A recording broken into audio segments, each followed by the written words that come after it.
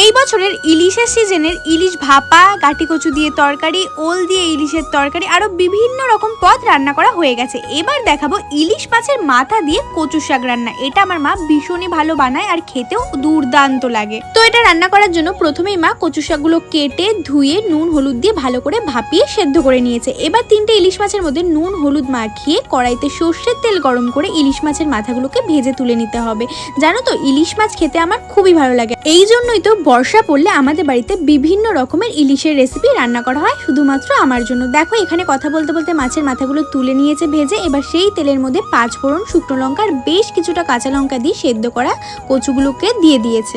তারপরে ওর মধ্যে দিয়েছে একটুখানি জিরের গুঁড়ো। তোমরা তো সবাই জানো ইলিশ মাছের মাথা দিয়ে কচু শাক রান্না করতে কিন্তু কোনো মশলারই প্রয়োজন হয় না। ইলিশ মাছের মাথার গন্ধেই কিন্তু কচু শাকটা খাওয়া হয়ে যায়। ও হ্যাঁ, তারপরে দিয়েছিল স্বাদ মতো একটু চিনি। ভালো করে শুকিয়ে নিলেই কিন্তু রেডি ইলিশ মাছের মাথা দিয়ে কচু শাক।